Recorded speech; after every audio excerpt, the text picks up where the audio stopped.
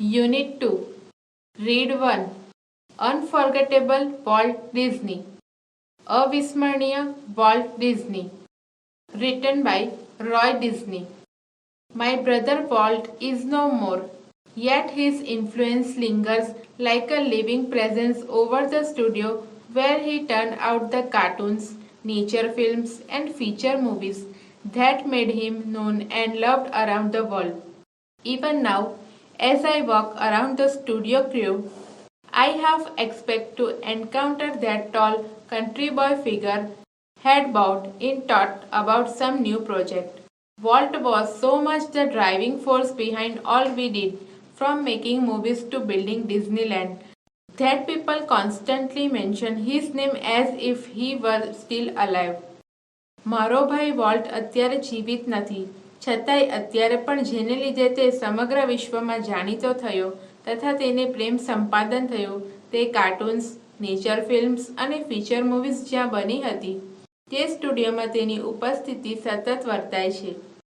અત્યારે પણ હું જ્યારે સ્ટુડિયોમાં કામ કરનારાઓની વચ્ચે ચક્કર લગાવતો હોઉં ત્યારે મને માથું નીચે ગાલીને કોઈક નવા પ્રોજેક્ટના વિચારોમાં તલ્લીન એવા એ ઊંચા દેશી છોકરાનો જાણે કે સાક્ષાત્કાર થાય છે.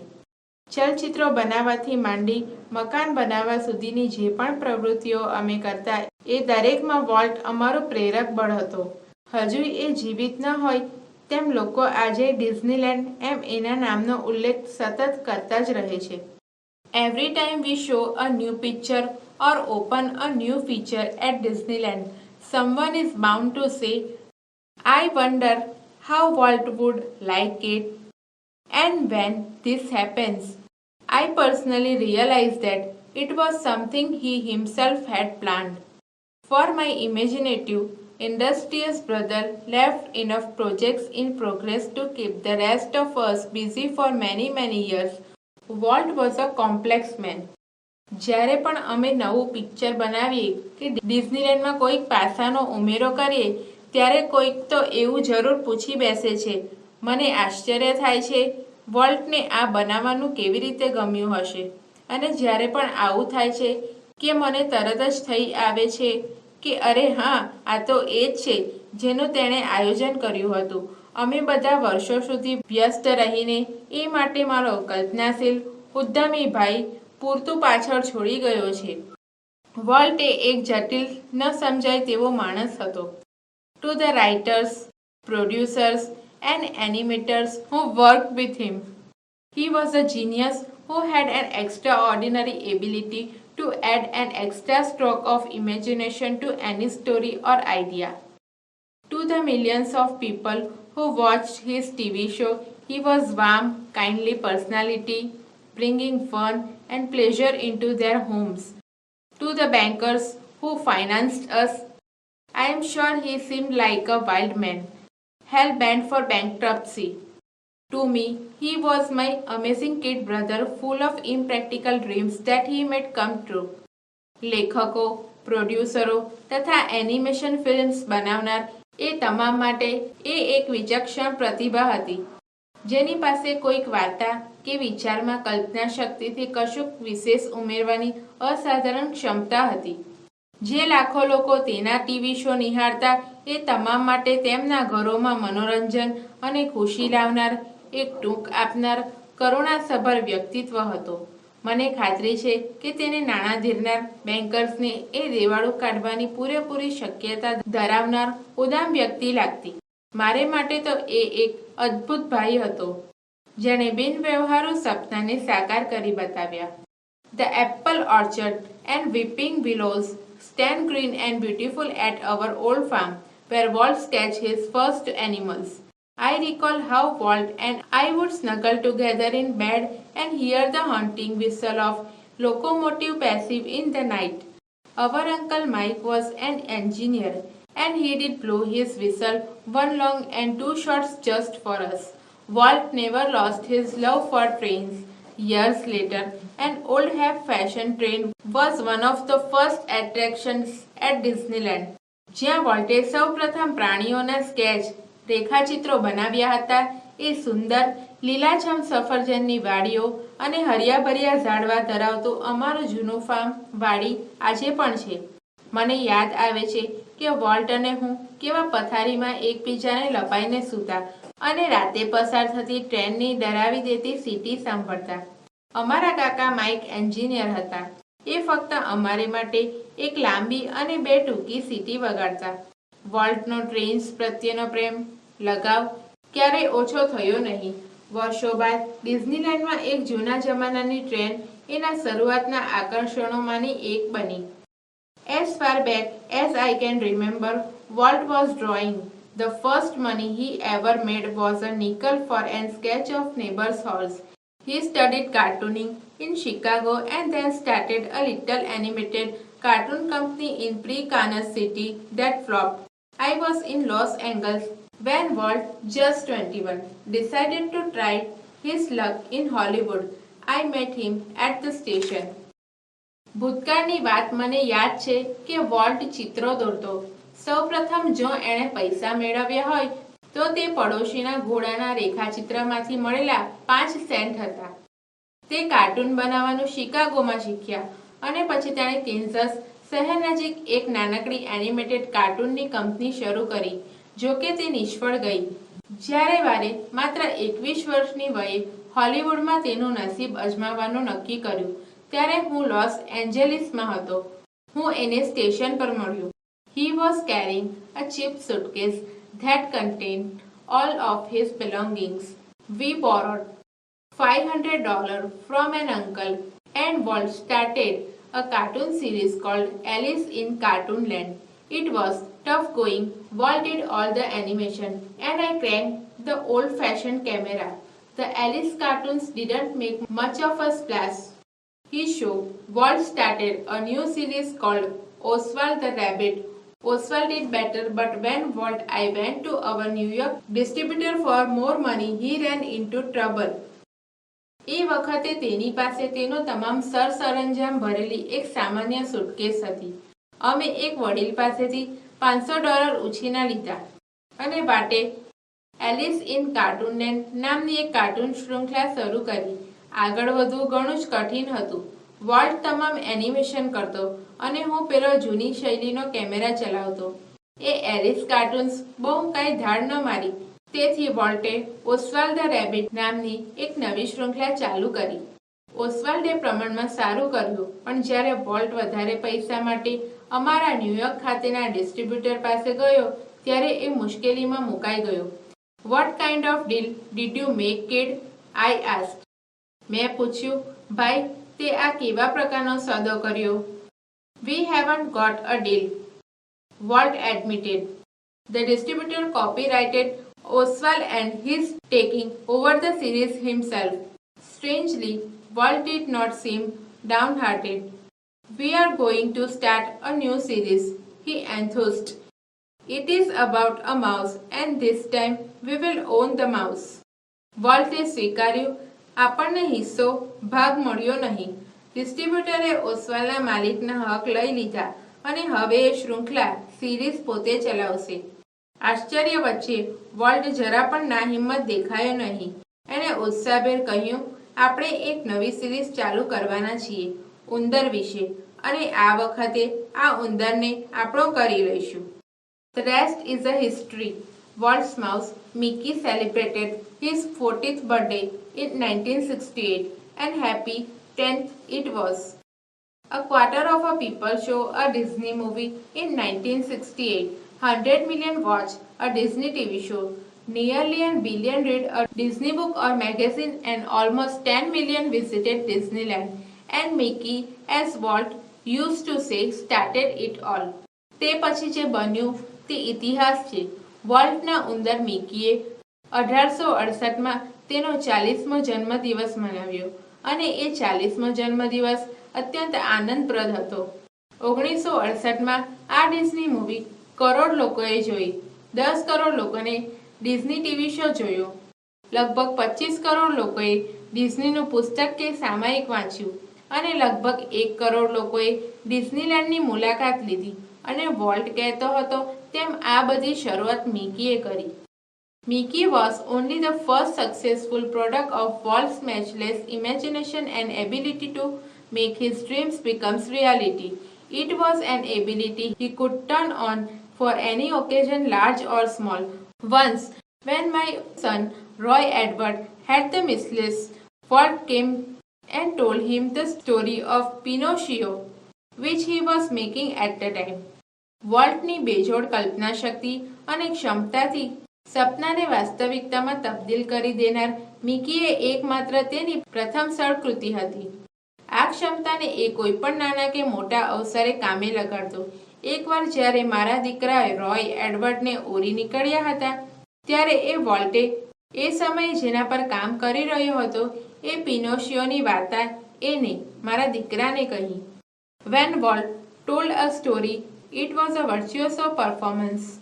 His eyes riveted his listener, his mustache twitched expressly, his eyebrows rose and fell, and his hands moved with the grace of musical conductor. Young Roy was so wide-eyed at Walt's graphic telling of the fairy tale that he forgot all about his measles. Later, when he showed the finished picture, he was strangely disappointed. It didn't seem as exciting when Uncle Walt told it, he said. વોલ્ટે એ વાત જ્યારે એને કરી ત્યારે એ એની કાબિલિયતનો પરિચય હતો. તેની નજર તેના શ્રોતા પર બરાબર જડાયેલી, તેની મૂછો સ્પષ્ટપણે વંકાયેલી, તેના ઉપર નીચે થતા ભવા અને એના હાથ કોઈ વાકદના સંચાલકની મોહક અદાથી આમતેમ હલનચલન કરી રહ્યા હતા. નાનકડો રોય વોલ્ટની એ પરિકથા નિરૂપવાની શૈલીથી એટલો બધો પ્રભાવિત હતો કે એ તેના ઓરીનું દર્દ સંપૂર્ણપણે વિસરી ગયો. પાછળથી જ્યારે એણે પૂર્ણ થયેલ ચિત્ર જોયું તો એ આશ્ચર્યપૂર્ણ રીતે નિરાશ થયો. તેણે કહ્યું, આ તો અંકલ વોલ્ટે નિરૂપ્યું હતું. એટલું ઉત્તેજનાપૂર્ણ દેખાતું ન હતું. Like many people who work to create humor, Walt took it very seriously. He would often sit gloomily through the funniest cartoon, concentrating on some way to improve it. Walt valued the opinions of those working with him, but the final judgment was always unquestionably his. જે લોકો વિનોદ સર્જવાનું કાર્ય કરે છે તેવા ઘણા લોકોની જેમ વોલ્ટે પણ આ દિશામાં ગંભીરતાથી કામ કર્યું. સૌથી વધારે રમૂજ પેદા કરનાર કાર્ટૂનની સામે હજુ કઈ રીતે સુધારી શકાય એ ઈરાદાથી ગંભીરતાથી ઘણીવાર બેસી રહેતો. વોલ્ટ એની સાથે કામ કરનાર અન્યોના મતને જરૂર મહત્વપૂર્ણ ગણતો, પણ નિશંકપણે અંતિમ ફેસલો તો તેનો જ રહેતો. Once after viewing a new cartoon with evident displeasure, Walt called for comments from a group of our people. One after another, they spoke up, all eaching Walt's criticism. I can get rubber stamps that say yes, Walt, he snapped. એક વાર દેખીતી નાખુશીથી એક નવા કાનને નિહાળ્યા બાદ વોલ્ટે તેના માટે લોકોના એક જૂથનો અભિપ્રાય માંગ્યો. એક પછી એક તેઓ વોલ્ટની ખામીઓ શોધવા લાગ્યા. તેણે સળાક દઈને ચોપડાવી દીધું. ઠીક છે, વોલ્ટ કહેતા રબર સ્ટેમ્પ લાવી આપો. Then he built and asked the projectionist what he thought. The man sensed that dissent was in order. I think you are all wrong, he declared. Walt just grinned. You stick to your projector, he suggested. ત્યારબાદ ચકરડું ફેરવ્યું અને જે વિચાર્યું હતું એ projector ચલાવનારને કહ્યું. પેલા માણસને ખ્યાલ આવી ગયો કે મતભેદ ઠીક છે. તેણે કહી દીધું, મને લાગે છે કે તમે બધા ખોટા છો. વોલ્ટે માત્ર મુખર સ્મિત કર્યું. એને સૂચવ્યું, તું માત્ર તારા પ્રોજેક્ટનું ધ્યાન રાખ. Walt involved himself in everything. During one story conference on the Mickey Mouse Club TV show, the storyman, pointer in hand, was outlining a sequence called How to Ride a Bicycle. Now when you get on your bicycle, he began. Walt stopped him. Change your bicycle to a bicycle, he said. Remember, every kid isn't fortunate enough to have a bicycle of his own. Volt બધી જ બાબતોમાં પોતાની જાતને સાંકળતો. Mickey mouse club TV શોની એક વાર્તા સભા દરમિયાન વાર્તા કહેનાર હાથમાં નકશો ચિત્ર દર્શાવવાની લાકડી લઈને સાયકલ સવારી કેવી રીતે કરવી, નામની એક શ્રેણીનું સંક્ષેપમાં વર્ણન કરી રહ્યો હતો. એણે શરૂ કર્યું, હવે જ્યારે તમે તમારી સાયકલ પર સવાર થાઓ છો. વોલ્ટે તેને અટકાવ્યો. તેણે કહ્યું, તમારી સાયકલને બદલે માત્ર કોઈક સાયકલ એમ કહો. યાદ રહે કે દરેક બાળક એટલું નસીબદાર નથી હોતું કે જેને પોતાની સાયકલ હોય. The story of Disneyland, perhaps better than anything else, illustrates Walt's vision and his stubborn determination to realize an idea he believed in. For years, Walt had quietly nursed the dream of a new kind of amusement park. He would be potpourri of all the ideas conjured up by his fertile imagination. કદાચ બીજા બધા કરતાં ચડિયાતી ડિઝનીલેન્ડની વાત volt જે પણ બાબતમાં માનતો હતો તેને સાકાર કરવાની તેની દ્રષ્ટિ અને દ્રઢ નિશ્ચયને પ્રતિષ્ઠિત કરે છે. વર્ષો સુધી વોલ્ટે એક નવા જ પ્રકારના મનોરંજન પાર્કનું નિરાંતે સ્વપ્ન સેવ્યું હતું. એ એની ફળદ્રુપ કલ્પના શક્તિ દ્વારા સમન્વિત કરાયેલા તમામ વિચારોનો એક કુંભ હતો. But the idea of sinking millions of dollars into an amusement park, even Walt's kind of amusement park, seemed too preposterous that he wouldn't mention it to anyone. He just quietly began planning. પણ મનોરંજન પાર્કમાં અરે વોલ્ટની કલ્પનાના મનોરંજન પાર્કમાં પણ કરોડો dollar હોમી દેવાનો તેનો ખ્યાલ એટલો બધો મૂર્ખામી ભર્યો હતો કે કોઈની આગળ એનો ઉલ્લેખ પણ એ ભાગ્યે જ કરી શકી. પણ એ ગુપચુપ તેનું આયોજન કરવા માંડ્યું. As usual though, he infused all of us with his own enthusiasm when he finally told us about the project. Someone asked, Walt, how should the Disneyland look? Quick came the reply, it should look like nothing else on this earth. Predictably, we had trouble raising money, but Disneyland did open in July 1955. તેમ છતાં હંમેશ મુજબ જ્યારે એણે છેલ્લે અમને એના project વિશે જણાવ્યું ત્યારે અમને બધાને એના પોતાના ઉત્સાહના ભાગીદાર બનાવ્યા. કોઈકે પૂછ્યું, વોલ્ટ, ડિઝનીલેન્ડ કેવું દેખાવું જોઈએ? એણે તરત જ પ્રત્યુત્તર આપ્યું, આ સમગ્ર પૃથ્વી પર અન્ય કશુંય ચડિયાતું ન હોય એવું દેખાવું જોઈએ.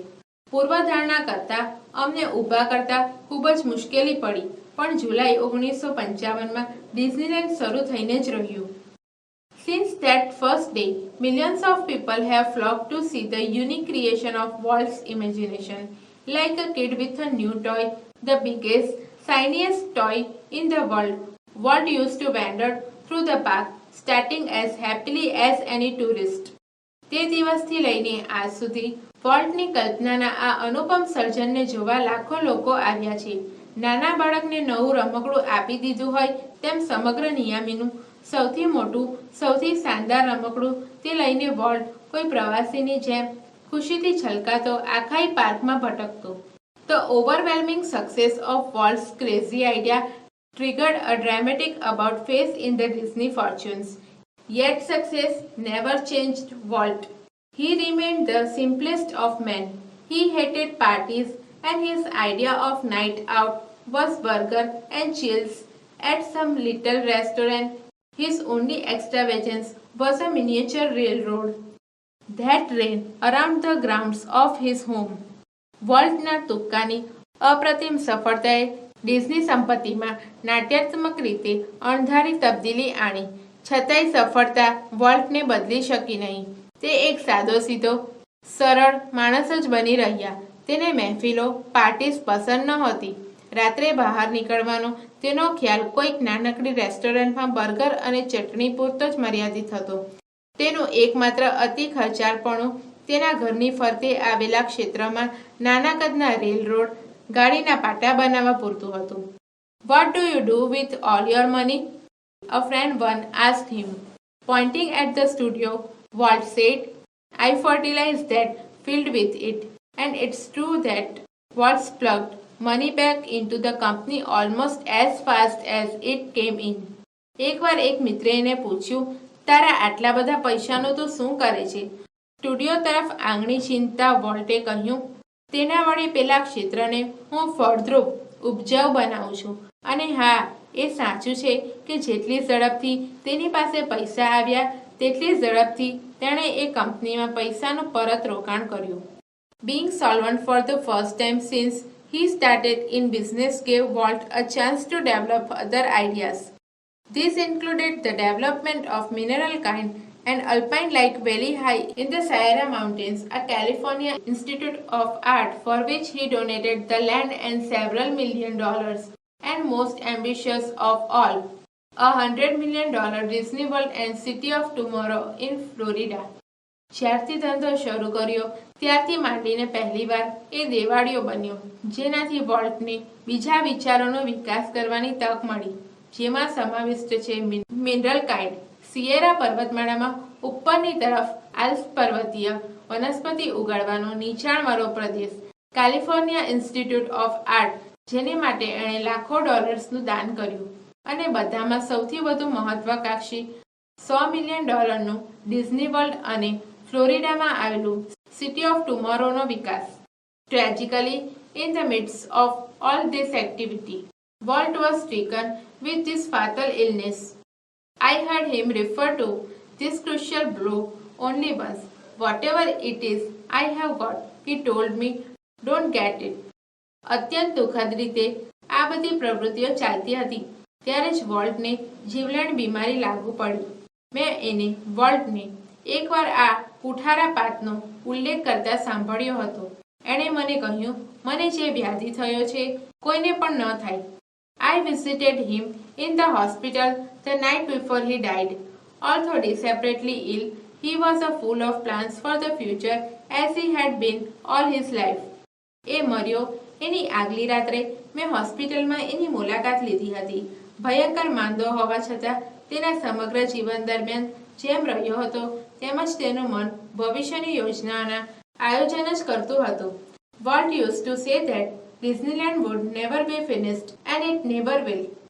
I like to think too that Walt Disney's influence will never be finished, that through his creations future generations will continue to celebrate what he once described as that precious, ageless something in every human being, which make us play with children's toy and laugh at silly things and sing in the bathtub and dream. Volt એવું કહેતો હતો કે Disneyland ખતમ થવા સર્જાયું જ ન હતું અને તેનો અંત કદાપી નહીં આવે. હું પણ એમ જ વિચારું છું કે વોલ્ટ ડિઝનીનો પ્રભાવ ક્યારેય અંત નહીં પામે અને તેના સર્જનો દ્વારા એણે એકવાર વર્ણવ્યું હતું તેમ દરેક માનવમાં એક મૂલ્યવાન, અજર, અમર કશુંક એવું રહેલું છે કે જે આપણને બાળકના રમકડા રમવા અને ક્ષુલ્લક બાબતો તરફ હસવા તેમજ બાથટબ કે સપનામાં ગાવા તરફ દોરી જાય છે. આગામી પેઢીઓ એનું સ્તુતિગાન કરતી રહેશે.